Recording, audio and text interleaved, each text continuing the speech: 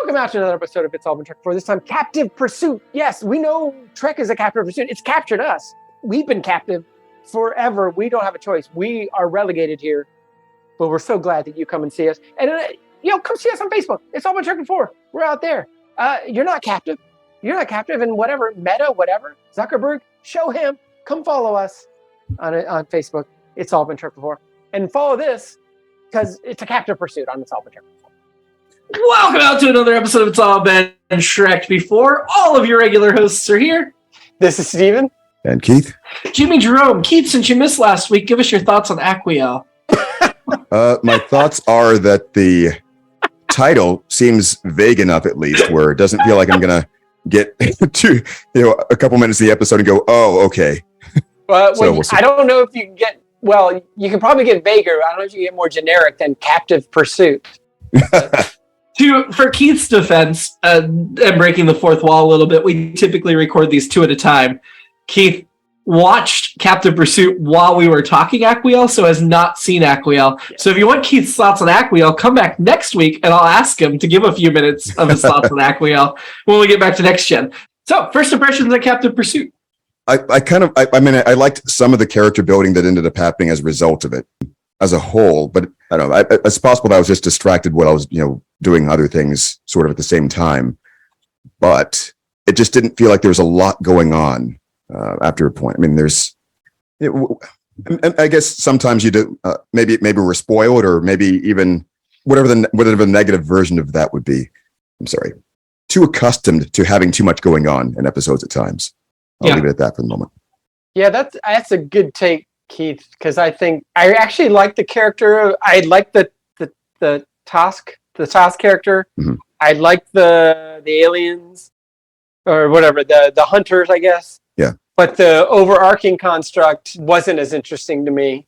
And also the makeup was fantastic on Tosk, I thought. And I thought everything was well done and there was some good stuff, but the overarching story wasn't awesome. So I would say less than the sum of its parts. The first glimpse of an alien in the Gamma Quadrant should make you... I was very excited to see what was on the other side of the wormhole. And this was disappointing and boring.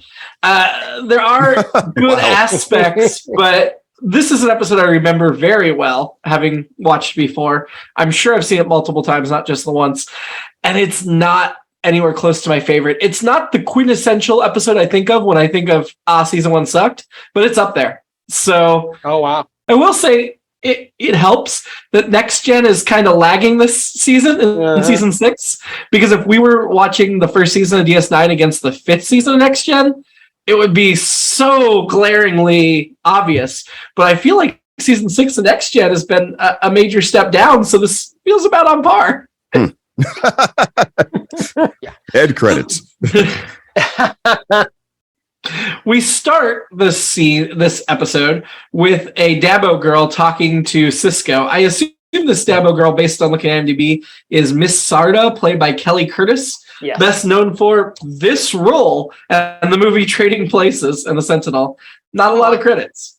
The original Trading Places, I guess? Yes, the 1983 Trading Places. One of the things they were going for with this was, now we can have conflict.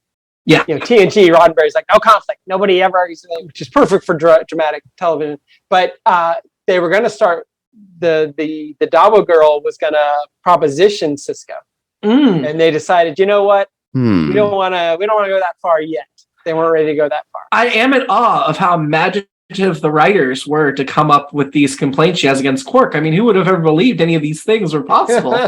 Except America in 1990 when this episode was written. Yeah, exactly. Yeah. The complaints seem straight out of the modern era. By the way, do not look up Ferengi Knuckles on Urban Dictionary. I encourage you not to look that up. Ferengi Knuckles. That's something that should have stood out to me a little bit more. I was like, I wonder what that means exactly, but it's kind of brushed past it. So, okay, I didn't look it up. I just wrote the joke. I'm disappointed. It's strange. I feel weird about that. No, the idea of this complaint, because it feels like being working toward building Quark up as a better person than he appears to be a lot of the time. Yeah. And I thought we got a little bit of that too as the episode went on. It didn't feel like it fit. And maybe that's because they made some sort of changes, as Stephen was suggesting, that the whole, we're just going to do a quick rewrite here. Instead of having a proposition, Cisco, we're just going to have a complaint instead. Well, I think we've seen Quark deal with his superiors, not so much his inferiors. So it's probably a different side of his personality. Also, we have yet to see Quark reckon with Ferengi culture as it stands. The things she was complaining about are very standard in Ferengi culture, as we've glimpsed on Next Gen Ferengis. True. And so, I mean, besides, obviously being super relevant to modern day and the Me Too movement and everything, which made super cringy to sit here and listen to it. This gets into, and this is a topic I'm sure we'll discuss more when we get to some of the Ferengi culture-centric episodes, but how much do you excuse a society's culture when you're dealing with an alien? Like, can you just say, Prime Directive, we gotta let them do what they do? Or can you say, yeah, him requiring sexual favors, not cool, we're gonna step in this instance? Hey, and which is the right move? Let Ferengis be Ferengis. Oh, I was about to say, well, aliens will be aliens. That's right. Ferengi's gonna Ferengi. I mentioned before we're going to have a reoccurring Dabo girl that is really developed as a character. This is not her. This is a one-time appearance by Miss Sarda. Yeah, it's a disheartening opening to say the least. That because I'm enjoying Quark so much, but yeah. He's just a Ferengi trying to make his way in the universe. It's he doesn't know any better. So right after that, something's come through the wormhole. It's Tosk, who is a Tosk, or his name is Tosk, played by Scott McDonald, best known for The Last Champion, Jarhead, 3-Day Weekend, and the 1997 horror film Jack Frost. Oh, he played Jack Frost. He was the titular character in Jack Frost. What? He has 80 credits or so on IMDb. He will do an 8-episode arc on Star Trek Enterprise as a different character, which is cool that we're going to get him back. And he'll play a different character in an episode of another episode of DS9, a different character in an episode of Voyager, and a different character in next week's episode of The Next Generation. We're going to get him 2 weeks in a row. Yeah. I enjoyed his character. I enjoyed his performance, despite the other things we said about it. I was engaged in, we've done the fish out of water thing a million times, but I thought it was so interesting, and the mystery part of him wasn't great. I mean, there was still kind of like last week, our TNG episode, where it's like, you're not doing yourself any favors looking for the weapons thing. But then when it kind of turns around, it's like, oh, okay, that's makes sense. That isn't super interesting, but it makes sense that he's like, I'm trying to find weapons to fight these guys off or whatever. But and the makeup was great. I thought the makeup was really good. Makeup was fantastic. So good, it won an Emmy for best makeup. Nice. So, I think it was very telling that the Tosk action figure was one of the early ones released for DS9. Oh, yeah. And the Hunter of Tosk eventually got an action figure, but way down the line. They did not come out together as a set.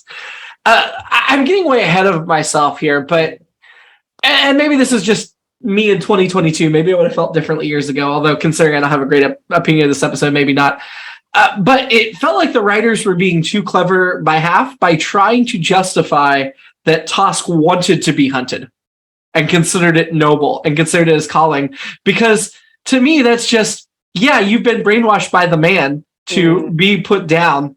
Like all of us whose bosses are like, well, if you got time to lean, you got time to clean, you should be going above and beyond. Otherwise you're not trying. And it's like, no, that is, I love that Generation Z is like, no, you pay me to do a job, I do the job, I'm not doing extra unless you want to pay me extra. That is a great attitude, in my opinion. And this falls into that same category for me, only to the more extreme of you've convinced him that hunting is good. But even the hunter's arguments of like, no, we highly respect them, we consider them great. It feels hollow to me. It feels like the oppressor lying to the oppressed to manipulate them. Yeah. Well, I mean, it's all right. That's a good point. There's a couple of things that I would say, or to add to that. One thing they could have done to explore it, perhaps, would be to consider the idea of what Tosk would do. he was essentially raised as cattle. They're being bred for this purpose. Of course, it's been brainwashed. You can consider all the ethical implications of that. Maybe they're clones. Whatever process they are used to be bred. This is what is happening. They could try to explore what would happen if he were to go free in the Alpha Quadrant, like leaning into the fish out of water thing. Mm-hmm. Or maybe having some sort of traumatic meltdown, or whatever. I mean, even as I was saying the word bread, it occurred to me that somebody would probably use, or I'm sure that they did and still do, use those arguments to justify slavery. Back in the classic slavery days. And of course, that's not the same thing. We don't know. We don't know what the introductory circumstances were in the Gamma Quadrant in this case. Maybe they literally were engineered from something. Or maybe they were kidnapped from neighboring planets or something and then bred, which would then, I think, be a different issue. Well, and spoiler alert, Keith, this is how many episodes into Discovery? How many seasons of Discovery you? Because I think we know, because they talk about the culling on that show, and then it turns out, well, the species being culled now was the one that was doing the oppressing before, which doesn't excuse the culling, but still. But even if they're genetically engineered to be hunted down, you could argue that's a different argument, and in some ways it is, but in other ways it's like, but you made them sentient. Once they're sentient, they have rights. Yeah, that's where it gets into the classic, Starfleet sort of ethical debates. The Prime Directive. Yeah, but from the audience lens point of view, where they are showing us some aspect of our culture, perhaps, or just any other kind of thought experiment for the purpose of this. They keep maybe throwing in a few artificial or forced provisions to make it interesting, so to speak. Mm-hmm. Actually, one of my alternate episodes is, what if they pick the wrong side? At the end, they're like, well, we let them get away and everything else. And then what if it turns out like, oh no, Tosk is the a-hole? And never even occurred to me. Yeah, because that could have been a more interesting episode. They don't dig real deep to figure out. O'Brien's just like, I got a good feeling about this guy. It's like, okay, well, you know what, O'Brien? You've had a good feeling about a lot of things that weren't great. So I think you hit on it. This episode doesn't go deep enough. Yeah, yes. I don't like feeling like a dupe in those kinds of things, though. Sometimes it's like, oh, they really got me, and I feel great about that. For this, I guess it depends on at what point in the narrative that might have happened before you get sort of invested. Mm-hmm. I think that part of the lack of depth came from the way that O'Brien was sort of guiding us along in certain places, and I can't remember exactly where I wanted to say that earlier. We were talking about something, and I think it was about the mystery aspect of it. Mm-hmm. They could have made it or gone too far as making him too mysterious. Mm-hmm. And I kind of feel like O'Brien was there to keep things on a certain track and keep us where they wanted us to be in our perception with him, because we could have easily been like, oh my God, he's going for weapons, blah, blah, blah. We're going to go in this thing. And it sort of felt like they were playing by the rules, for lack of a better term. Yeah. So, I mean, the writers in like some sort of contract with us, we're not going to mess with you that badly. We're going to keep this light. That's not the point of this episode. And it is that thing I talk about every time, where if you're going to do the mystery thing, that reveal's got to be great. And when the reveal was like, oh, he's being hunted, it's like, that is not a new thing. But I think they did it early enough where that wasn't really the point of the episode. That's true too. And if they built it up too much longer, certainly. I do want to mention, since we've mentioned the writers several times already, this episode was story by Jill Sherman Donner, and then teleplay by Jill and Michael Pillar, who co-created DS9 alongside is that Richard Donner's daughter? I doubt it. She's best known as a producer for the 80s Incredible Hulk, the original Baywatch, Magnum PI, and a series in the 80s called Voyagers.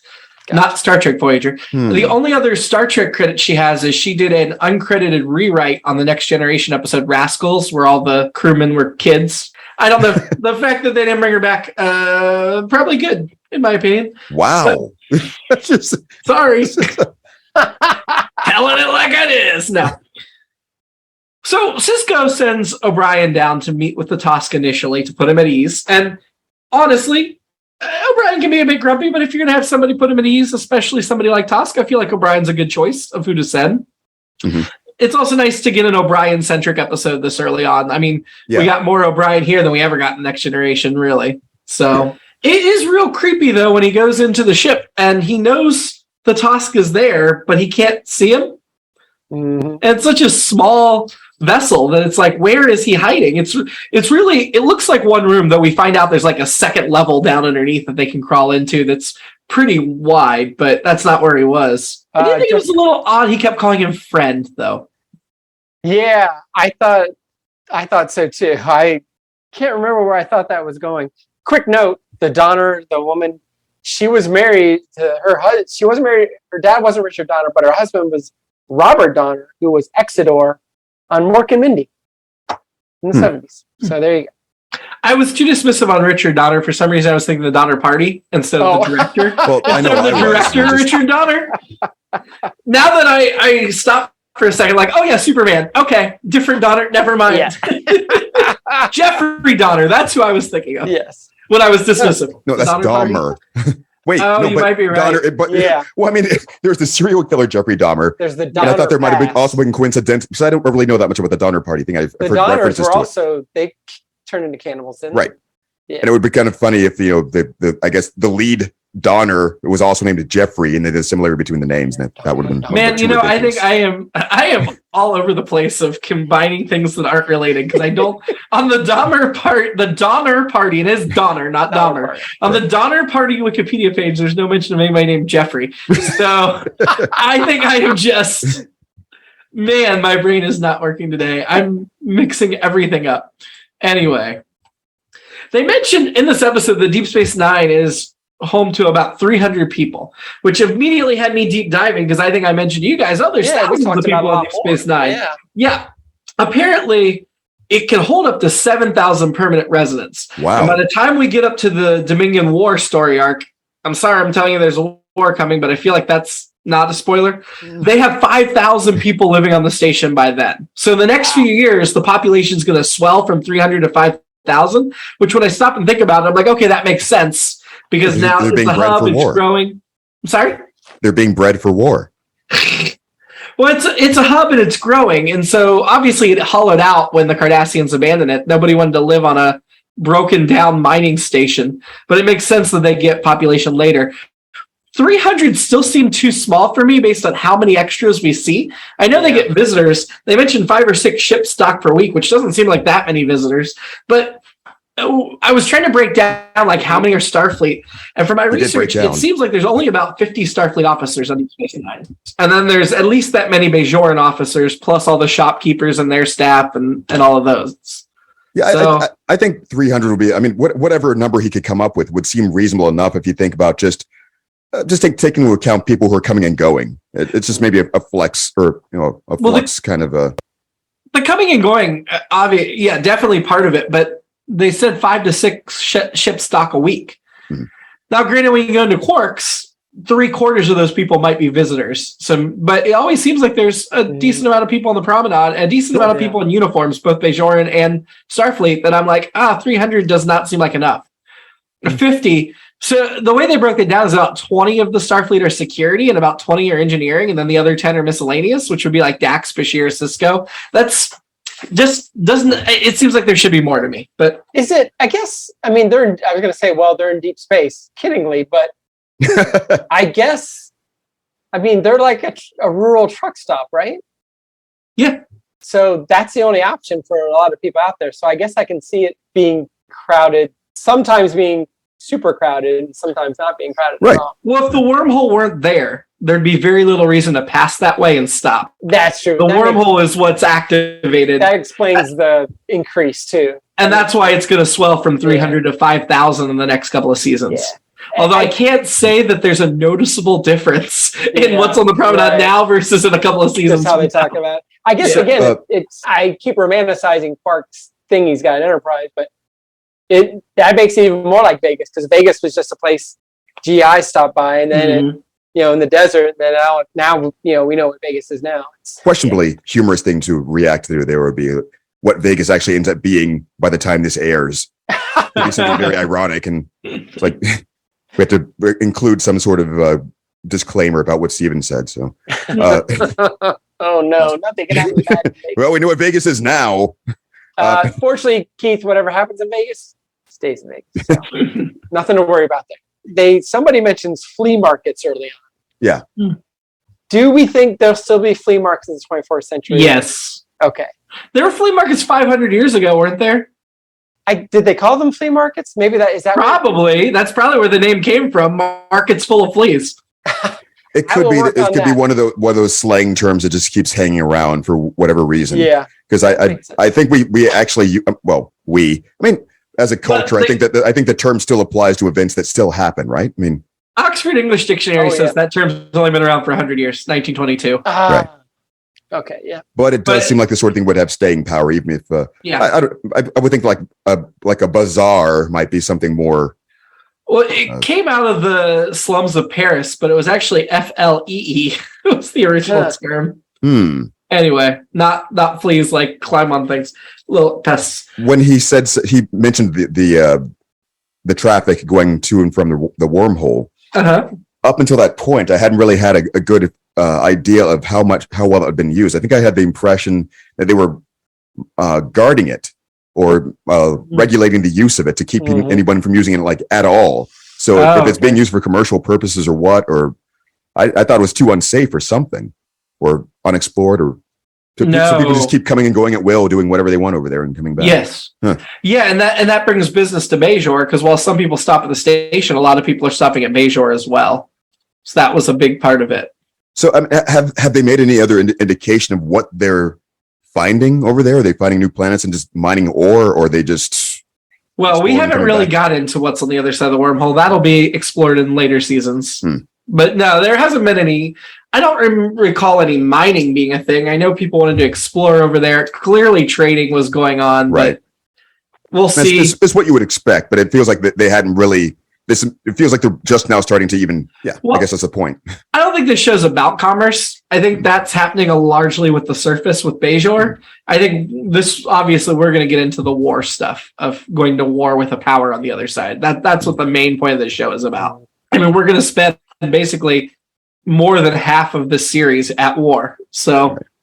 Well, I meant more like the stage of the story we're at the moment. Like, it feels like we I mean, this would be the world building phase. Yeah, and this is how they choose to do it. Just it felt like there's aliens through. They're hunting.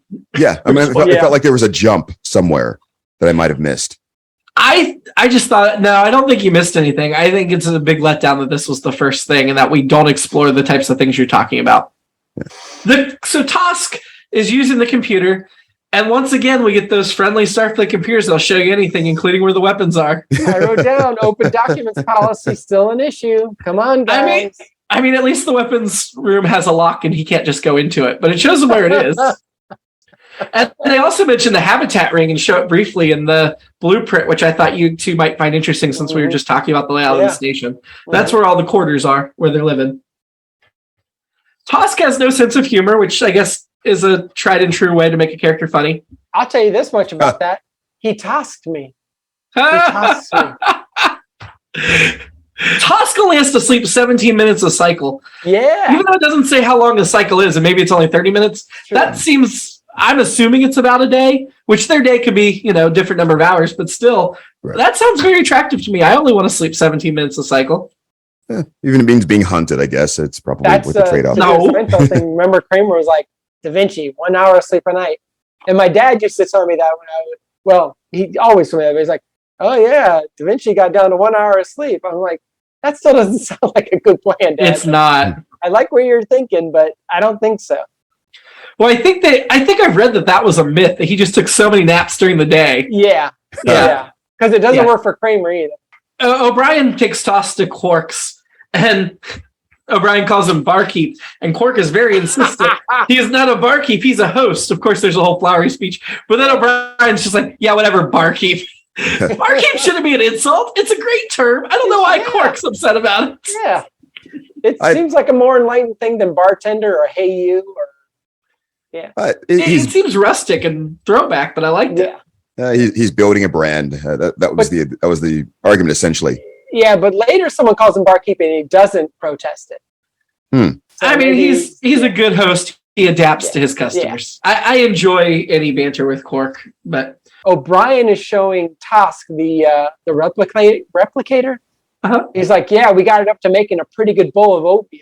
I'm like, that is your crowning achievement? Like, I eat oatmeal and I can enjoy oatmeal, but there's no time where I'm like, you know what I'm getting tonight, guys? I'm so hungry.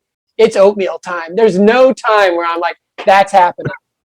Oatmeal is nasty. It smells nasty. It looks nasty. I've never tasted it. I never will. And if it's flavored, sure, I'll eat it. It's healthy. It makes me feel healthier. Put some oatmeal cookies in front of me. I'm all over it. But no way is that, even an oatmeal cookie would not be the top of my thing. There's also a shot you can get. It's called an oatmeal cookie, which I do recommend. But I also recommend that early in the evening, not late in the evening. Otherwise, you're just adding to your hangover.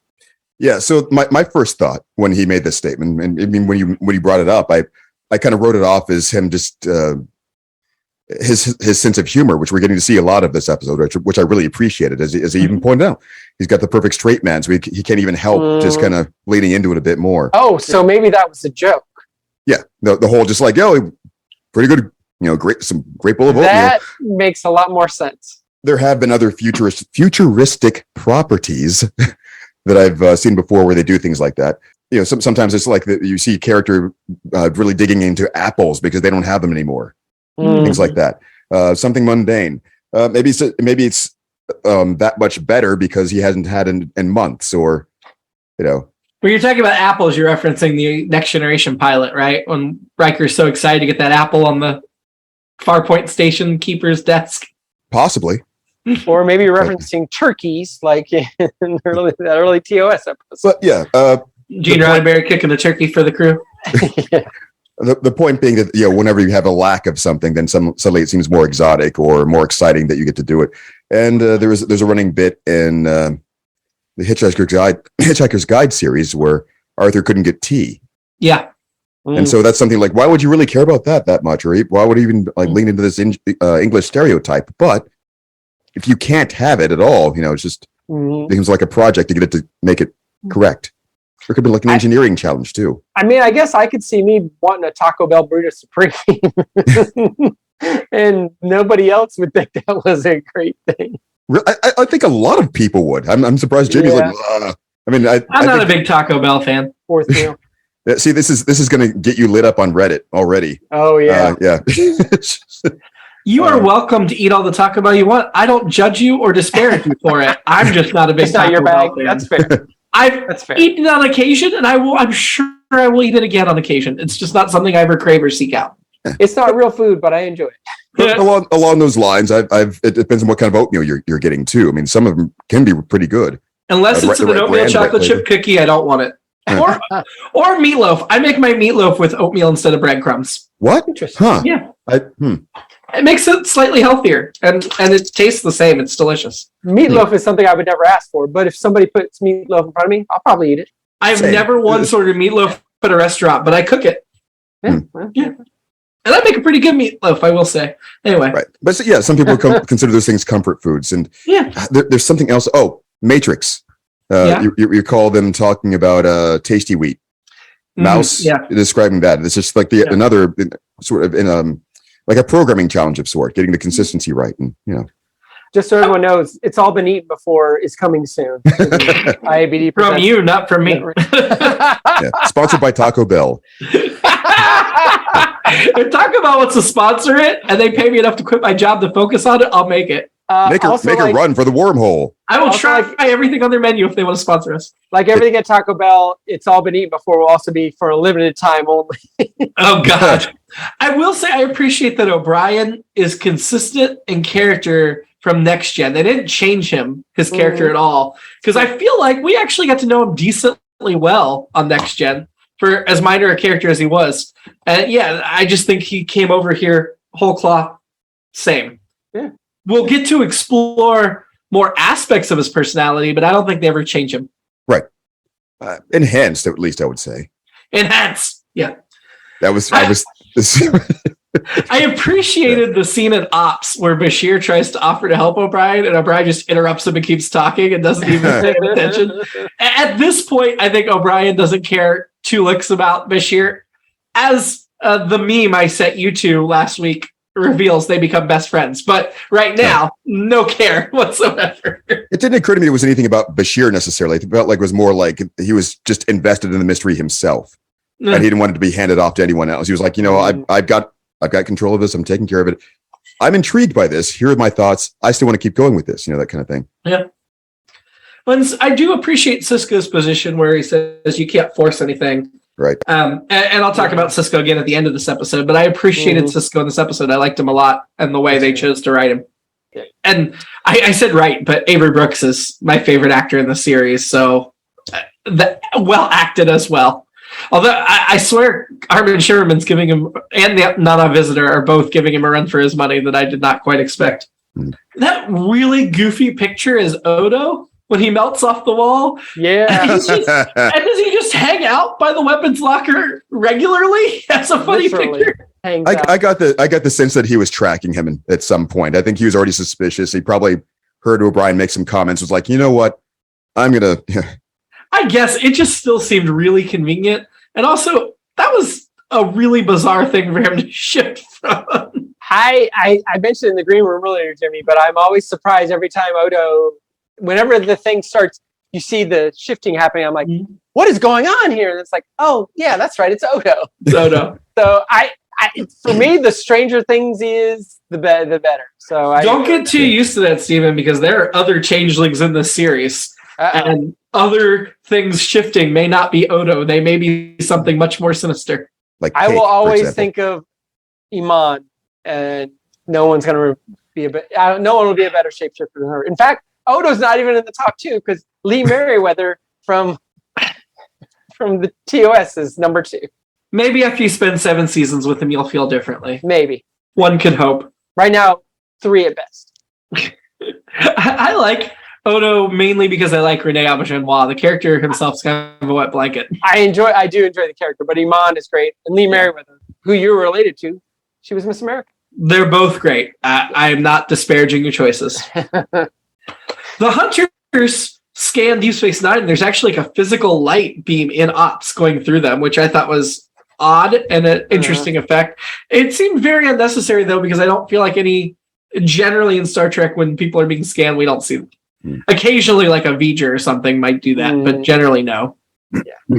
We are told, and maybe we were told this before, I can't remember, that Odo doesn't use phasers or weapons, and he's the security chief. Right. He's a pacifist security chief. He's got layers. I wouldn't say that doesn't make you a pacifist. It just means you don't like guns. Like, that'd be like calling Batman a pacifist. Well, how many cops? Well, I guess Batman has a lot of other weapons. Odo doesn't use any weapons. But pacifism is not even fighting or violence, right? Right. Or is that... Correct. Yeah, that's probably the wrong term here. He wants to use his bare hands around somebody's neck rather than coldly shoot them from a distance. He wants to feel their limp, dead body in his hand. He wants to feel the life come out of them. Oh, God. Poor Odo. Well, I mean, really, it would be if you were an efficiently modeled shapeshifter, you could see... Which he isn't. Yeah.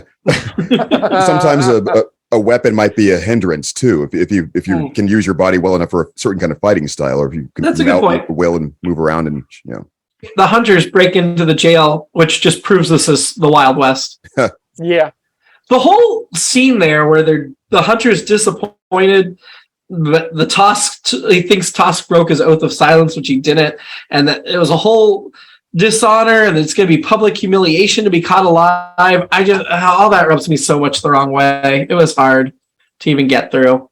I pretty much, along those lines, Jimmy, I pretty much just tuned out at that point.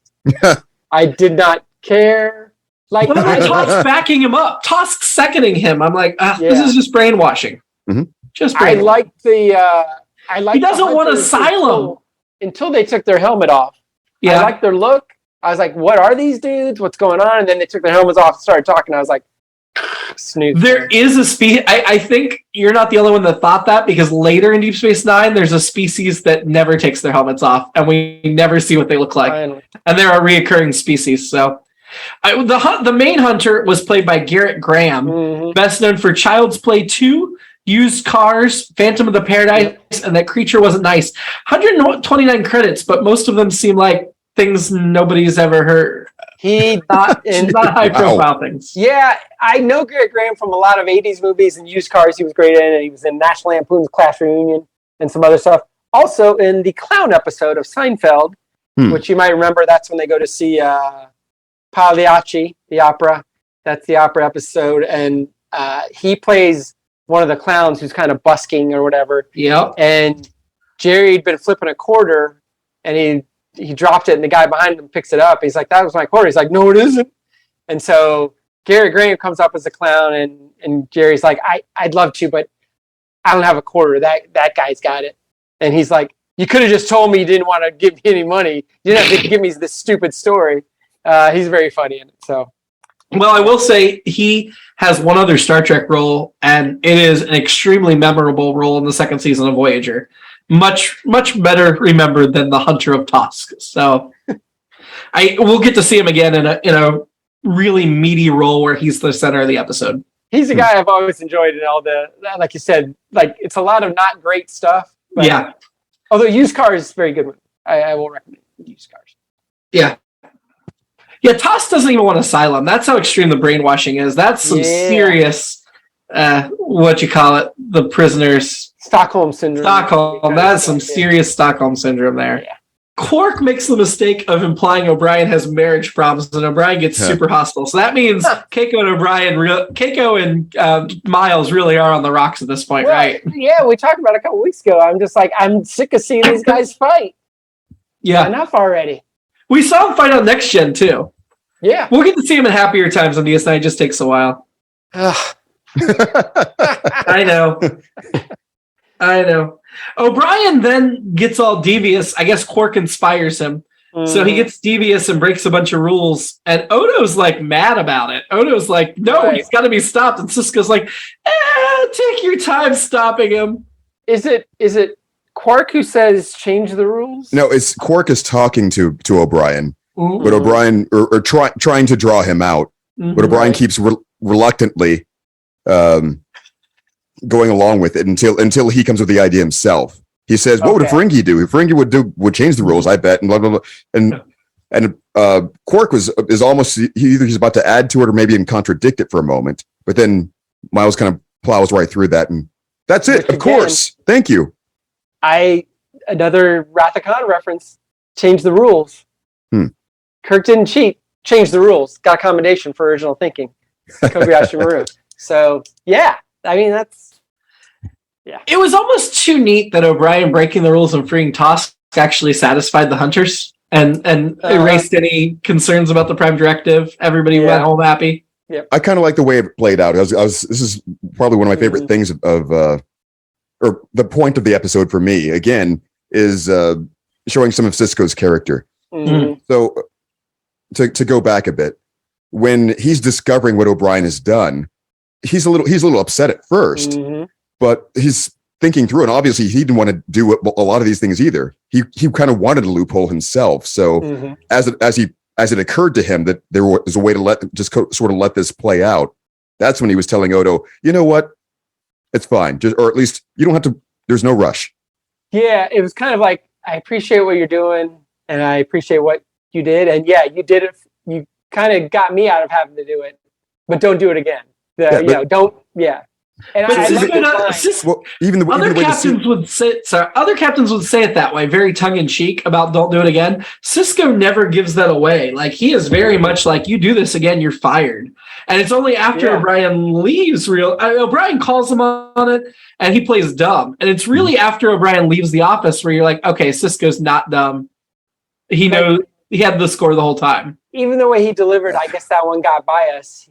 He's got a twinkle in his eye, but maybe that's because I know what he's But thinking. It's more subtle than we're used to seeing. Yeah, it's great. I thought it was fantastic. Well, yeah, all right. I was going to say, so we were used to seeing the Picard way of doing things, which is more heavy-handed as far as the morality of it goes, the Starfleet principle of it, and he hems and haws and tortures himself over it, and you get the sense that he's still going to lose sleep at some point over having to make a choice one way or the other. And what we're seeing consistently from Sisko, or increasingly, as I've like to observe, he's much more likely to give a live and let die approach, which is he's going to stick to the rules when he has to. He's also not going to lose sleep if things play out a certain way. is willing, or he's more flexible in that sense. And I kind of like the way that they were leaning into that conversation with, he was giving him a formal dressing down as if, they were in front of an audience of hundreds or whatever. Maybe they're being monitored, whatever the thing is, whatever the motivation is there. So it's not like he's openly, flouting the rules, but at the same time, they had that little exchange and they understood each other and left it at that. Just the, sir, sir, I noticed this thing. I thought that once this was happened, there should have been like a force field brought up or something, or these measures should have been taken, but they weren't. That was strange. You're like, yep, yes, we missed it just a little bit. Mm-hmm. And I think that was all that needed to be done there. But you'd also are left not doubting that if O'Brien does it again, Sisko will fire him. In my opinion, maybe. I think it was more. It was almost like they were practicing for how things need to be done there. They're still feeling each other out too. Yeah, what he's saying, he's acknowledging that we still have to be above. We still have to appear as above board as possible at all times. This is going to be an unspoken thing between us. Make sure we don't get caught. That kind of thing. I think to do the comparison in contrast to the other captains, I think season 1 Kirk is he's like a pox about both your houses. You're both idiots, and get off my station. Season 3 Kirk would give an impassioned speech about it, and he'd be the one to run off the hunters. Picard would think about it and think about it and think about it, and then finally tell Riker to go take action. And which is closer to what Sisko does. But I do like the way Sisko handles it. Actually, I'm happy that there's enough room for us to debate what's going on in that scene. Yeah. I like the complexity of these characters. I also, as much as I appreciate in Star Trek where a Starfleet officer lies because he goes against duty and then does a wink, Scotty would do that, like lies, but then winks like, oh yeah, whatever. I liked that O'Brien started to lie and then immediately like, nope, okay, here's the truth. Yeah, that was fun too. I appreciated that. We know it is the first duty is to truth. Yeah. I will say the funny part of the episode for me was O'Brien's very much identifying as Tosk, and Tosk says, "You are Tosk," and really feels like they connect. And then he's like, "Now you want to come with me?" And O'Brien's like, "Nah." Like, yeah, I'm with you, buddy, until you offer that. Then I'm out. I'm not as Tosk as you think I am. I enjoyed that. And my alternate episode, and this is another way you could have done this story, and I'm not sure it would have been better. It's just my alternate thought was, if the hunters came through the wormhole, there wasn't a Tosk, but the hunters came through the wormhole and somehow targeted O'Brien as their Tosk, essentially. And then told Sisko basically like, hey, by our culture, you have to let us hunt this guy that's your crewman. Because that's what we do. We go out and we target somebody and we hunt them. And where that prime directive breaks down, and would Sisko allow, I mean, obviously Sisko's not going to allow him to hunt on the station, but how that story would play out. It could be do you have the right to kill them, or do you have the right to, the other things like that? But you certainly don't have to let them take O'Brien at that point, I wouldn't think. Just my fashion note. I couldn't tell where Tosk's clothes began and his body ended and vice versa, but I liked it. I liked the overall look. Again, like I said, they won an Emmy for best makeup for that. They look like overalls, you mean? Yeah, and I feel like I know we actually. There you go. I guess he's gonna have to hear it when he listens back. Or a jumpsuit. I couldn't. I guess. Spoiler alert, Keith. There's gore on Strange New World, but which shouldn't be a spoiler alert. There's gore in that universe, that Star Trek universe. But I feel like this is like definitely an improvement on the TOS scorn. Well, it's an improvement in that they're more functional. It doesn't look like a guy in a suit and the mouth doesn't move. So I liked it for those reasons as well. My other alternate episode was #Dabo2, and in which this inspires a movement among the Dabo girls to, one, stop referring to themselves as Dabo girls, and two, reveal the persecution they've suffered. You are pitching an episode that's very close to an actual episode. Oh, all right. I almost forgot. I can't remember the name of it. I'll have to look it up here. It almost sounded like somebody said the word gore during the episode. I'm not sure why. I remember what was going on at the time, but that did pop into my head because of that, the resemblance. Bar Association. Oh, that was way simpler than I thought. Wow. Midway through season 4, there's an episode called Bar Association. That's pretty good. Where the employees of Quarks unionize. Nice. So we'll get there. Anyway, this episode was directed by Corey Allen, who directed the Next Generation pilot, Encounter at Farpoint, as well as 4 other episodes, 3 of which we've seen. And this is his first of 4 episodes of DS9 he's going to direct. Who is your shady character of this episode? I'm guessing the Hunter. Hunter's, well, maybe Tusk, though. I went with Tusk because they presented him as shady early on. The Hunters are very open Straightforward. about it. Yeah. You're right. I'm going with Cisco because eventually O'Brien just fesses up to what he's done, and Cisco holds his cards close to his vest. Yeah. Who was your annoyance this week? That was the Hunters. Yep. Oh, I'm going with Odo because first of all, that annoying picture he turned into, but second of all, once like the game's up and Cisco's seeing what's going on, Odo's like, no, we have to stop him. And Cisco's like, no. And Odo's just like, you see Odo clock Cisco, and it's like, I understand what's happening. I don't approve, but I'm going to follow your orders. I wish I rewinded. I wish I rewinded to look at Odo's the picture he was. Was it like something you'd find in a waiting room or a hotel room? I thought it was something a child had made. Belonged on the wall of Keiko's classroom. Who are you going to have a drink with? Tusk. He gets a drink with, kind of, right? But doesn't get a drink? With O'Brien, yes. Yeah, so I feel like, well, and also there's a lot, at least at that point, there's a lot to learn from him. And I think there still is at the end of the episode. I think. So, and then he'd go on about, it's my duty and all this. I'd be like, you know what, I'm going to cash out. I got to meet some people. So good luck to you. Run in a serpentine fashion or fly in a serpentine fashion. And wow. See, I'm choosing O'Brien because, first of all, on a surface level, it'd just be fun to have a drink with O'Brien. But secondarily, apparently you have a drink with him, he'll risk his whole career to do whatever you need him to do. So that's right. Get him in your corner. Hey, that's why everyone voted for George W., right? Because he was, you can have don't even. So that's what they meant by that. Keith, who are you having a drink with? It felt like O'Brien would be fun to have a drink with this episode, actually. Yeah, it always feels like O'Brien would be fun to have a drink with. Ranking the episode, I'm starting at the bottom. Yeah. Better or worse than past prologue? At least there was more going on in that one, I would say. I was going to say I'm willing to go above. I'm going to split. I think I'm going to go below. Nice. Yep, below. Okay, it's below. In the battle of generic titles, go with Captain Pursuit. I wouldn't have gone any higher than above past prologue, so I'm not upset or fighting. And I don't have a high opinion of this episode. So this is what I mean about DS9 Season 1. We'll get to better episodes, I promise. Next week, back to Next Generation, Face of the Enemy. We're going to keep our guest star from this week. Oh, that's right.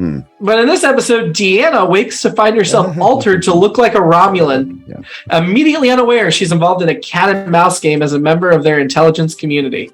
All right, well, you got me with somebody disguised or looking like a Romulan. You got me. And if it's Troy, I'm even more interested. And she doesn't know how she got there. So there's the mystery aspect. I'm intrigued. I'm excited about this one.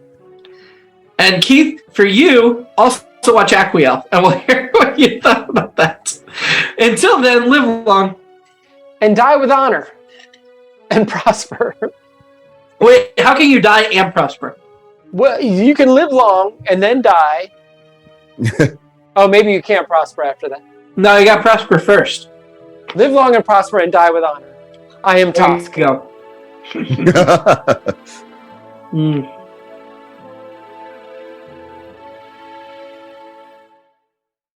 It's All Been Done presents Who's Got the Time?